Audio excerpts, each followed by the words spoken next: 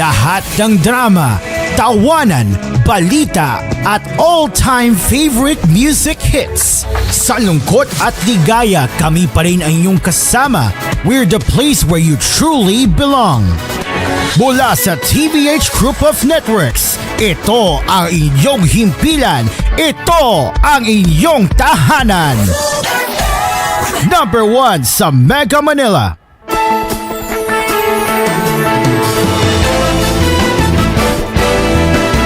This is koolNews at 6.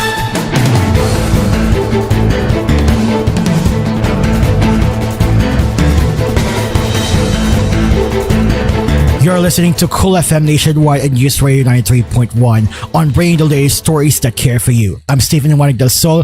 Good evening, Luzon, Visayas, and Mindanao. This is Cool News at 6. The pilot was also the lone passenger of a helicopter that crashed in Guimba, Nueva Ecija on Saturday night, died according to the Civil Aviation Authority of the Philippines. CAAP spokesperson Eric Apolonio did not name the pilot but revealed that the casualty was a female. Initial reports indicate that the helicopter departed Manila at 10:22 a.m. on February 1, 2025 en route to Baguio, where it dropped off a passenger.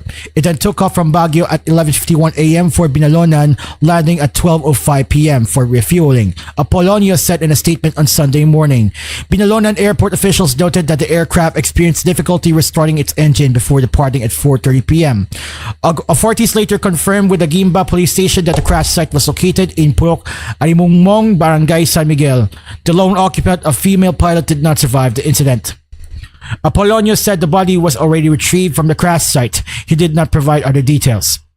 Earlier, CAAP said it already dispatched its aircraft accident investigation and inquiry board lead investigator, retired Colonel Romel Ronda, to the crash site to determine the cause of the incident. Ronda's deployment came after the Philippine Aeronautical Rescue Coordination Center received multiple emergency alerts. The agency said CAAP, in coordination with local authorities, is conducting a thorough investigation. Further updates will be provided as more information becomes available. House Deputy Majority Leader and ACT-CIS Party List Representative Erwin Tulfo is pushing for a bill seeking to require the Department of Health to fund medicines and medical equipment in public hospitals using the funds for indigent patients. Tulfo said under the bill, which will be filed this week, the DOH shall use the medical assistance to indigent and financially incapacitated patients fund to provide medicines and medical equipment to public hospitals.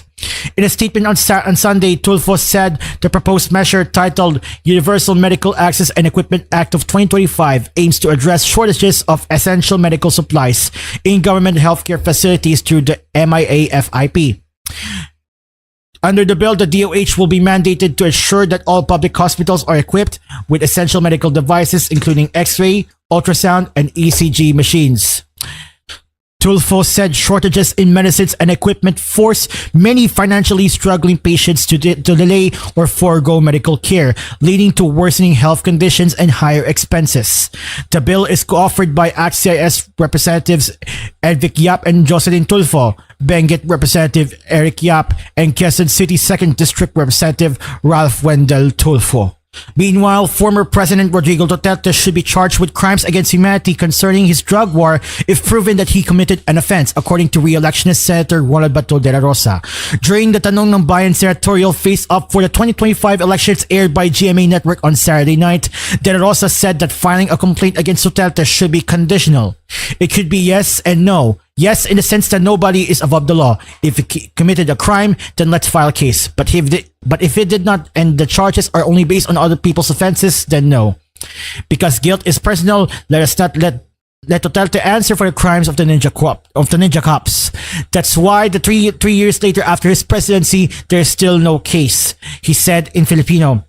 In December 2024, the House of Representatives Quad Committee recommended the filing of complaints against Duterte, De La Rosa, and the following individuals for allegedly violating Republic Act No. 9851, including Senator Bongo, former PNP Chief Oscar Albayalde, Debold Sinas, former Police Colonel Roy Nagarma, the former National Police Commissioner, Eldilberto Leonardo, and Ghost Aide Ilmina Muking Espino.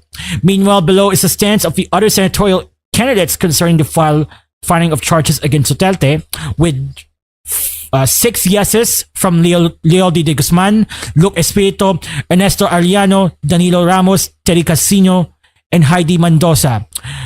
No votes goes to Jimmy Bondoc, Vic Rodriguez, Ariel Kerubin, Eric Martinez. Castro said the filing of complaints against Duterte and others involved in the drug war is already long overdue. Citing previous hearings of the Quad panel, Castro pointed out that Duterte admitted that he killed some people. On November 13, 2024, Duterte attended the Quad panel's hearing and revealed that he killed 6 or 7 people when he was Davao City Mayor. He added that he roamed the city waiting for the chance to kill the criminals. He also said that he will take full legal, moral responsibility for his administration's drug war. Castro said in Filipino, that's why we need to file a complaint, because who designed this policy? It's him. He also caused the killings. Even Senator Bato should face the charges.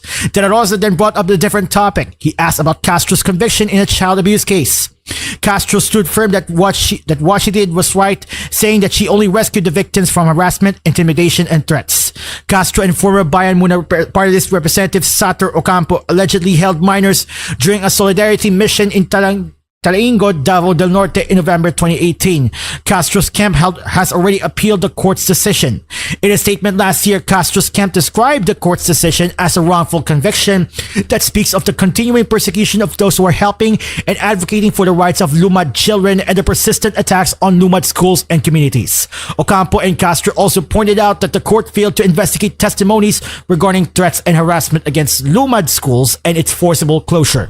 In November 2018, Army-backed police arrested Ocampo and 17 other leaders of militant groups and volunteer Lumad, or the Indigenous People Teachers, on human trafficking charges.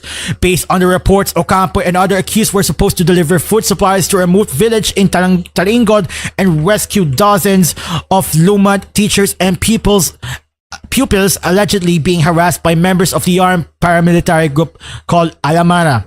Their actions were part of a solidarity mission that responded to an urgent appeal for help from Lumad teachers of Salugpongan, Tantanu, Ikanogon Community Learning Center from Barangay Palmagil, where troops from the 56th Infantry Battalion and Alamara gunmen had originally imposed a food blockade. Ocampo and his companions were in 5-vehicle convoy of more than 70 people, including 29 school children, where Talaingod police officers and soldiers from the 56th IB and Barangay Santo Niño stopped them at a checkpoint and arrested them.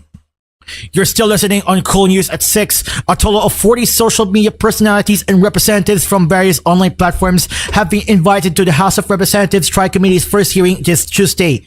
The panels on public order and safety, public information and communications technology will look into the spread of fake news and disinformation nationwide. In a statement released Sunday, Laguna Representative Dan Fernandez said the probe would tackle how disinformation spreads online, its impact on public perception and national security, and the measures needed to combat it. Fernandez, who heads the Committee on Public Order and Safety, will preside over the hearing.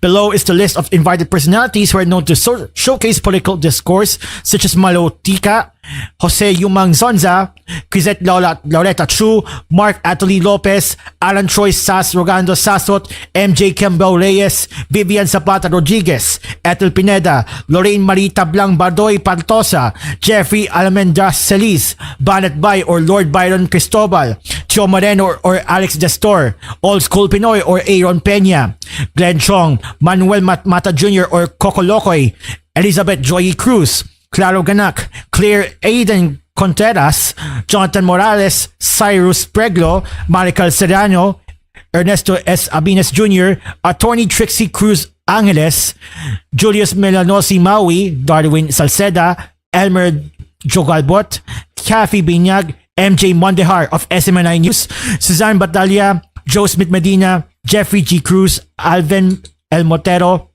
Kester Ramon John Balostan, Edwin Hamora, Maria Florinda Espinilla Duque, Dr. Richard Tesoro Mata, or Dr. Richard and Erica Mata, Ahmed Paglingawan, luminous by Trixie and Ahmed, Ryan Lingo, Attorney Enzo Recto or Attorney Ricky Tomoltogo, and Ross Flores del Rosario, or What's Up Philippines.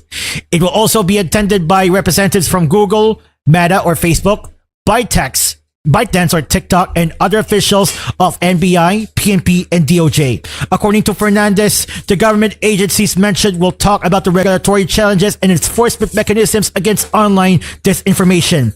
He said the inquiry seeks to identify the weaknesses in existing laws and policies governing digital platforms and to propose solutions to ensure the public has access to accurate and reliable information. Before the trial comes first executive briefing, Fernandez revealed the panel aims to discuss the following issues: the transparency of social media platforms in identifying and removing false information, the enforcement of accountability measures against repeat offenders such as irresponsible vloggers and influencers, the broader impact of disinformation on national security, particularly concerning the West Philippine Sea dispute. The lawmaker also advised the public users to remain vigilant and critical of the information online. This is koolNews at 6. We will return after a short break.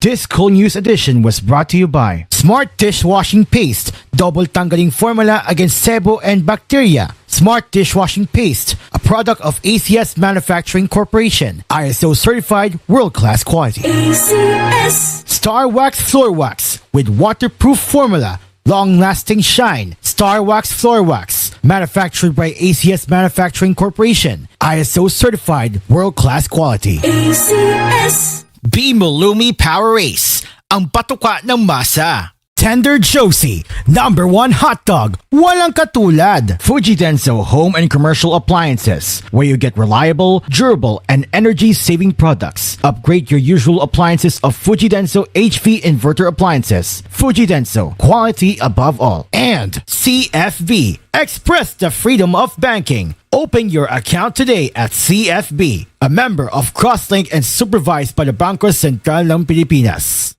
All-time favorite hits every day? Kasama ka namin dyan! Every day, it's your birthday, I'll repeat, yeah. Feel Good Mornings, weekdays 10 a.m. You want the spice, can you turn the heat up? Rock Weekdays with G-Day-G, 4:30 p.m. Pop Fridays with Lisa Mangubat, 7:30 p.m. Lahat yan every weekdays dito lang sa Kool FM. This is your station. This is home. #1 sa Mega Manila. You're listening to Kool FM. #1 sa Mega Manila. Nationwide pa! Hello mga ka-Efficasan! Si Kay Abaday ni. Naabang may mga sakit-sakit ang gipamati sa inyong mga kalawasan? Ihaplos ra na! Gamit ang Efficacent Oil Extra Strength. Kaysa Efficacent Oil Extra Strength, haplos, ayos! Unsa pa inyong gihulat? Palit na sa inyong mga suking tindahan o butika ug haplos, ayos! Methyl salicylate plus camphor plus menthol is the generic name of Efficacent Oil Extra Strength. If symptoms persist, consult your doctor. Abante Vista, party list number 35. Number 35, Vista party list. One Pacman, one Pacman, one Pacman, one Pacman, one Pacman. One Pacman Party List, champion sa sports, number 22 sa balota. 22 tayo. 1 little, 2 little, 3 na insekto, 4 little, 5 little, 6 na insekto, 7 little, 8. Para bang laro-laro lang ang ginagawa ng insect killer mo? Ang Baygon Shield Protector Multi-Insect Killer, seryoso. Dahil zero tolerance ito, hindi lang sa 8, kundi sa 11 types ng bugs. Baygon Shield Protector Multi-Insect Killer. Zero tolerance sa mga insekto. Kills 11 types of bugs. You're running late for the prom when something goes wrong. Nakapanit ako og sapatos ng matangtang ang swelo sa akong sapatos. Hello? It's late! Where are you? Crunch time, what you gonna do? Keep cool with new Nestle Crunch Cookies and Cream. Vanilla ice cream with cookie bits coated in white chocolate and crisp cereal. I got this. From my cool blue chucks to rock my white socks. K-O-K to the prom I'm on my way. New Nestle Crunch Cookies and Cream ice cream. Keep cool with crunch. Ang tunay na kaagapay, ano na party list. Ang tulong ay apat kamay, ano na party list. Ito na ang hinihintay, ano na party list. Oh, ano na. Ano na. Dito na tayo sa Joray, kung saan lahat ay okay. Lahat ito ay super mura, lahat pang mapaganda dito sa Joray. Napatunayan na ng bayan, wala nang ang iba. Quality shopping ang aming dala. Mapapa-Joray talaga kayo, ang supermarket namin ay Joray. Jor A Supermarket, ang budget-friendly supermarket ng Pilipinas. Now in 6,900 locations around the Philippines and Southeast Asia. Napatunayan na, sa panahon ng pinakamatinding pagsubok, dala ni James Roaf ang pagbangon, pag-asa at pagbabago. Nang tinamaan tayo ng matitinding kalamidad, nagpatayo si Roaf ng higit 200,000 bahay at nagbigay ng hanap buhay para sa mga nasakuna. Nang naging kalihim ng turismo si Roaf, higit 5 milyong turista ang bumisita sa Pilipinas at nakalikha ng higit 10,000 trabaho at oportunidad para sa lahat. Leadership, results, integrity. James Roaf, pagbabagong kailangan para sa ating bagong bayan. Daghan na ang nangaayo og nibilib sa kaepektibo sa iBerry. Ania si Patricio Patrolia Jr. nga naayo sa iBerry. Nauna sa wala pa ko makakiti og tumar sa iBerry. Sakit lagi akong mata. Luwa ko dito ang mata. Try ko og tip dito sa iBerry. Og ko da mga naulian gi ko ato nawala gyud ang sakit mata di na magluwa akong mata. Wala na gitanan. Dako gi ko pasalamat sa iBerry. iBerry mapalit sa Mercury, Rose Pharmacy og sa inyong mga suking butika. Mahalagang paalala, ang iBerry ay hindi gamot at hindi dapat gamiting panggamot sa anumang uri ng sakit. Kamote! Kamote naman. Try mo to. Ha? Ang mura naman!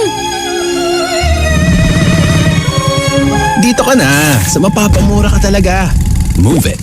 Discarding tapat. Mamadaming time sa lahat ng gusto nyo. Mamadaming time, Champion Detergent ang gamit ko. Champion na!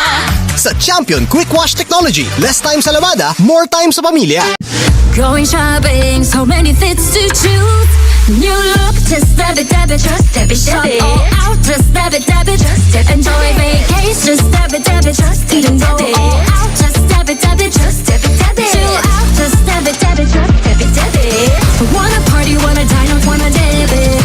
Just dab it, vibe out, just dab it, just dab it. Live it up with dab it. Hang with BDO with dab it. BDO is regulated by the Bangko Sentral ng Pilipinas. Kabayanin kita, sa One Ginebra Nation. Kaya para sa barangay, ako namang magbibigay. Kabayanin tayo, kabayanin kita. Drink responsibly. Basta't kapit bisig, kakayanin ang lahat. Kayong aming bayani, walang magagawa kung walang manggagawa. Pinoy workers, Pinoy workers. 122, tandaan, 122. Pinoy workers, Pinoy workers, Pinoy workers.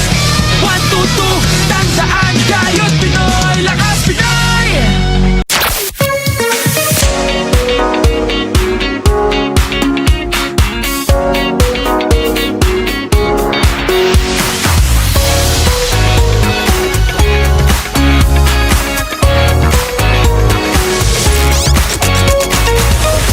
Your life, your news, 89.5 Cool FM.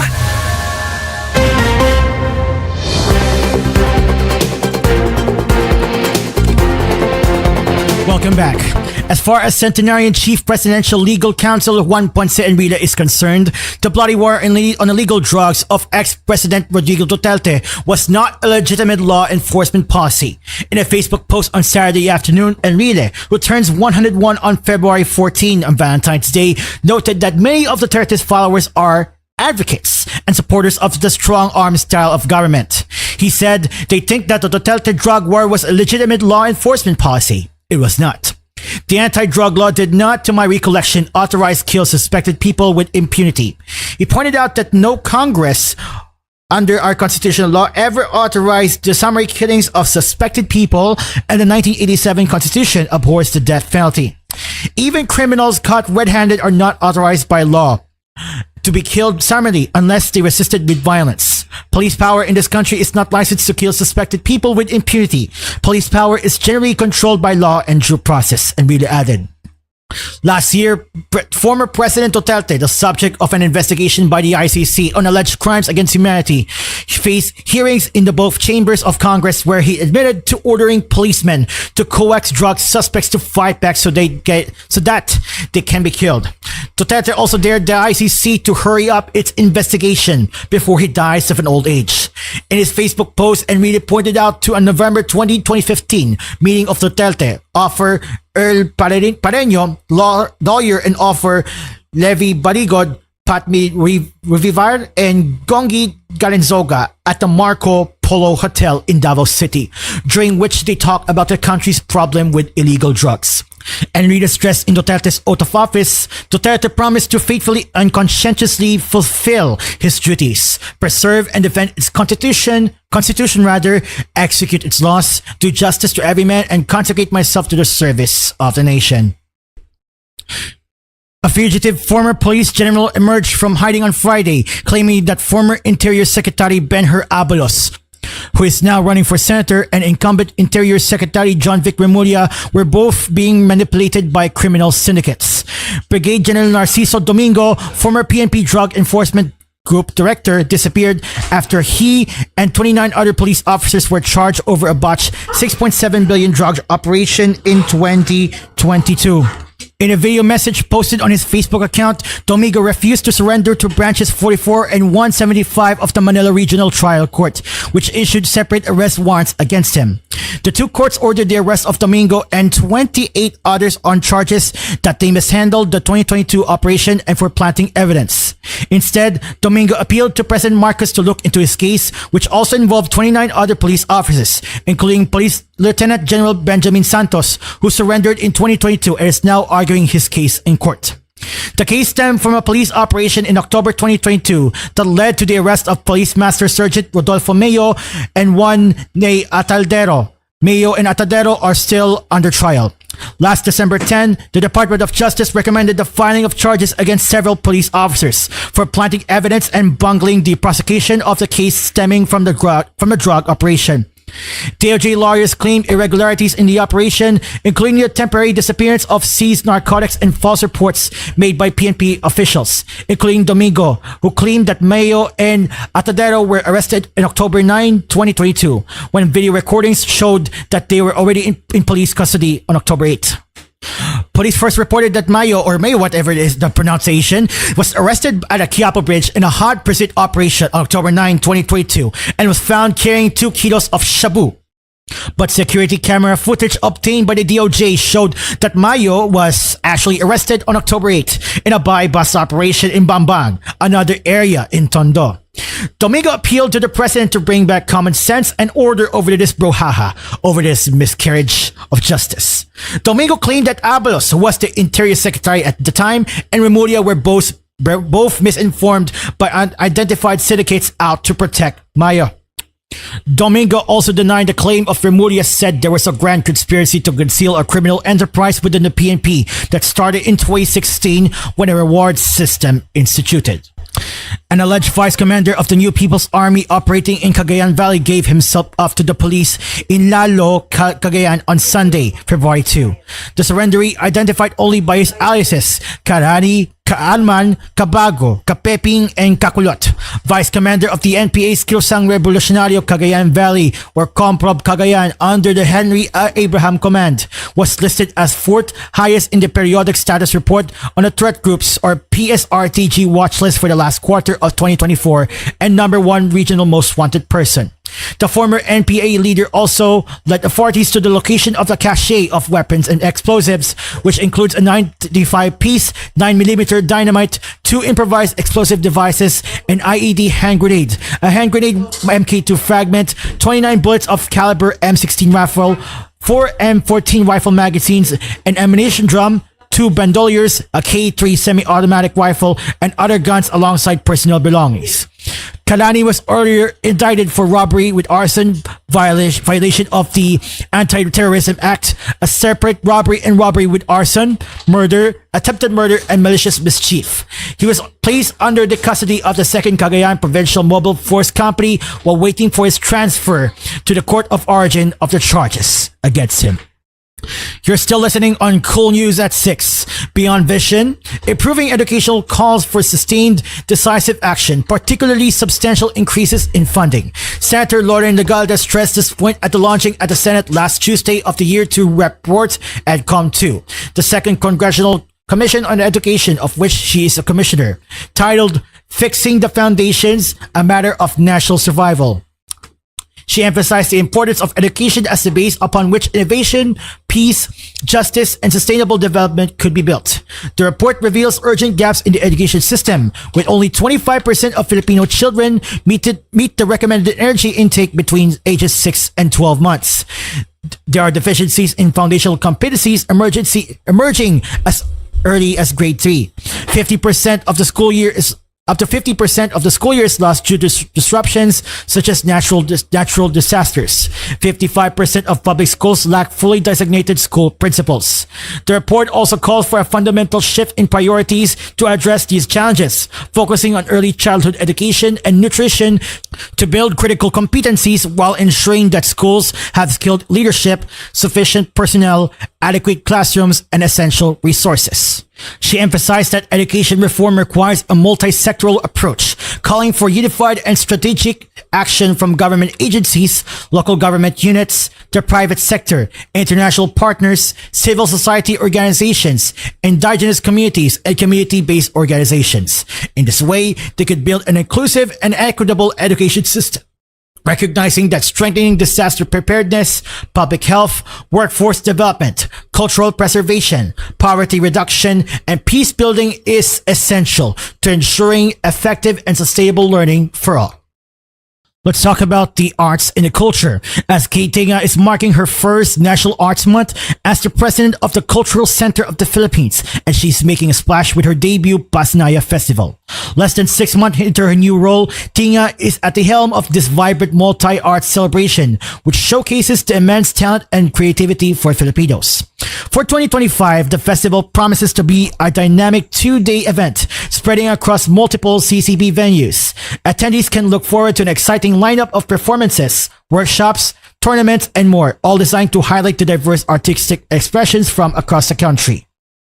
She also attended the 4th edition of Turnocon, which is led by the Cultural Center of the Philippines, together with Bench and other major sponsors.